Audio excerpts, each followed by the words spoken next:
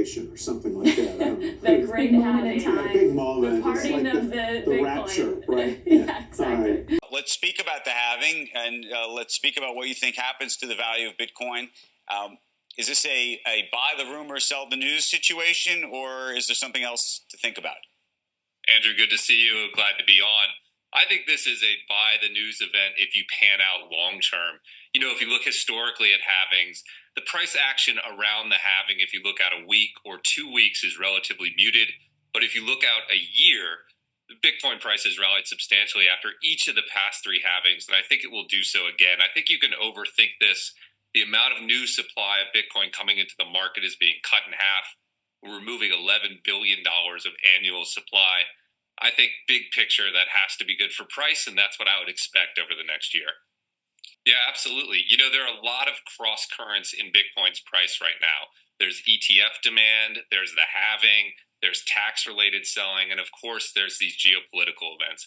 I think you can try to read too much into the short-term trading activity. It's better to pan out. If you look big picture, it's done a great job of protecting us against inflation post-COVID.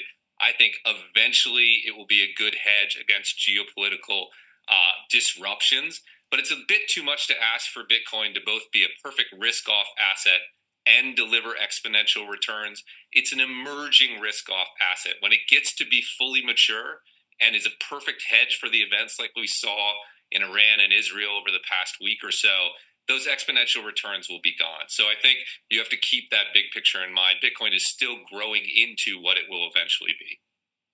Yeah, we have a filing at the SEC right now for an Ethereum ETF, so I can't speak to that specific filing. But I think actually the bigger catalyst is still with Bitcoin itself.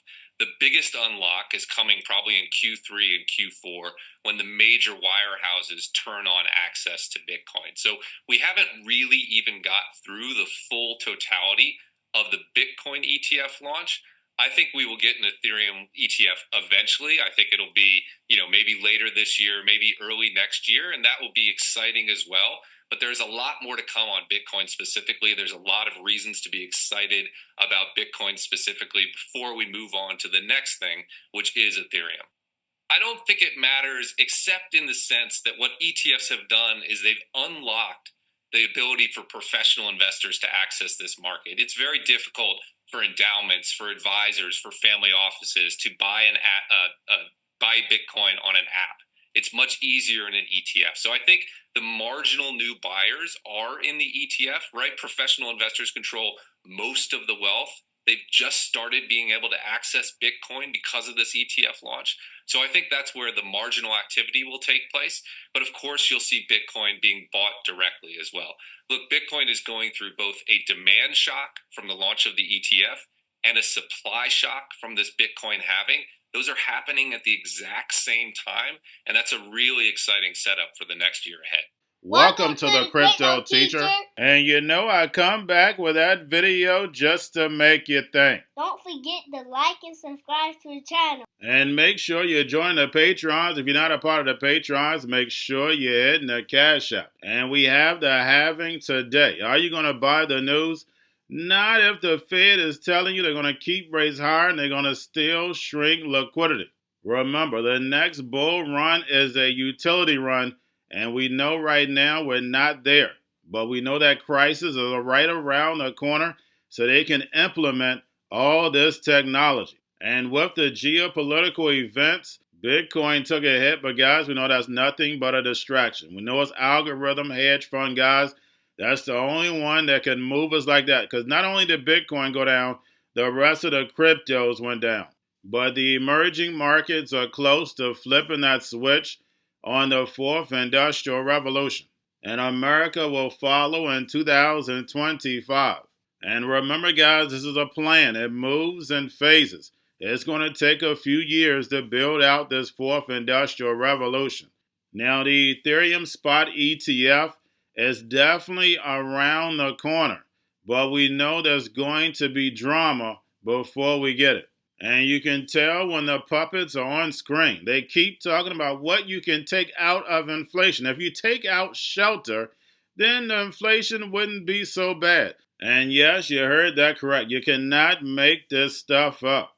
And remember, during the C word, it was all a test. Sitting at home getting free money. And we see UBI being tested everywhere, and then also plans on giving the homeless somewhere to stay, which should have been done a long time ago. But remember, guys, they want to be able to control you. We'll give you this free money, this free housing, and we always know there's a stipulation at the end when they could have just gave you opportunity to do it on your own.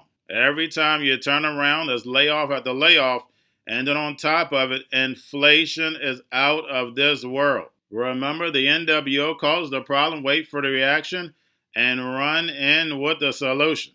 The solution they already had 20 years ago, and that's the rise of the machines. And remember, the crypto teacher told you, because he knows, when it comes to the NWO, it's all planned out. You have a wonderful day. Because I think there's way too much pessimism about the inflation numbers of the first 3 months of this year. The CPI numbers everybody interpreted as hotter than expected.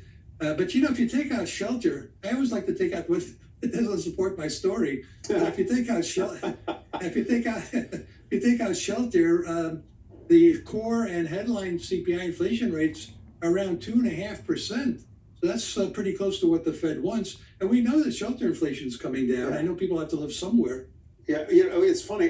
When you take out all the things I have to spend money on, inflation is pretty low. Yeah, exactly. It's always the stuff that hurts me. It's the shelter, it's the taxes, it's the gas, the whole thing, and food. Gotta eat, man. Ed Yardeni. AI to help find people before they join that statistic. Kate Rogers joins us now with more. Hi, Kate. Hi, Tyler. LA County's Homelessness Prevention Unit has intervened with nearly 800 individuals and families using artificial intelligence to identify people most at risk of losing housing. The program relies on a model that was developed by the California Policy Lab at UCLA. It uses data from 7 different LA County departments anonymized for privacy, including emergency room visits, behavioral health care, and public benefits programs, from food stamps to income support and homeless services. At-risk individuals like Courtney Peterson are found after being laid off from her job in December. Peterson worried she wouldn't be able to pay rent for herself and her 7-year-old son. I feared that I was going to have to leave my apartment. I feared that I was going to have to take my son to like a homeless shelter or family shelter. She and her son received some $8,000 from the county to cover rent, utilities, and basic needs, allowing her to stay put in her apartment while she looks for a new job. The program is largely funded by American Rescue Plan Act dollars. Individuals and families receive between $4,000 and $8,000 to help cover expenses and stay housed. That's just a fraction of the nearly $36,000 a chronically homeless person costs taxpayers a year. And 86% of these people retain permanent housing once they leave the program, according to the county. Going to a different economy, and we're going to be learning more about that as we go. But clearly, we're learning that things can be done from remote locations. We're learning that technology can replace people even more than we thought. We're not going back to the same economy. We're recovering, but to a different economy, and it'll be one that is more leveraged to technology. And I worry that that is going to make it even more difficult than it was for many workers. In Silicon Valley, and my friends who work in technology know that what we did to the manufacturing workers, we are now going to do to the retail workers, the call center workers, the fast food workers, the truck drivers, and then even bookkeepers, accountants, insurance agents, lawyers, and on through the economy. So what happened to the manufacturing workers is a very clear sign. And so we'll import Chinese-based CBDC technology. So it's going to be CBDC in a box provided to you by the People's Bank of China. But every stock, every bond, every currency, every commodity, every piece of art, every private business, every piece of real estate will eventually be a token on a blockchain, an entry on a ledger, permanent and immutable. We will have truth instead of trust, and we will save over $7 trillion a year. 6 to 8% of global GDP is wasted by the friction of the trust industry that's necessary when you have dual entry accounting. With triple entry accounting, which is what a blockchain is, we get rid of all of that friction. It's a beautiful future. Like what you see in China and their social credit scoring systems, right? If we get identity wrong, it could be a tool to enslave humanity, and if we get it right, it could be a tool to liberate humanity. And as an American, I'm obviously rooting for the one that's on the side of freedom. Bitcoin is an international asset. And also, I do believe the role of crypto is it's digitizing gold. I actually believe this technology is going to be very important. Look at it. We have been part of a huge revolution in investing through ETFs. We believe that ETFs will be changing the whole way we invest. Many people still use it as a means, people are investing it for indexing. No, the majority of people who are putting money in in ETFs are active investors that are buying exposure. The entire bond market is being transformed as we talk right now.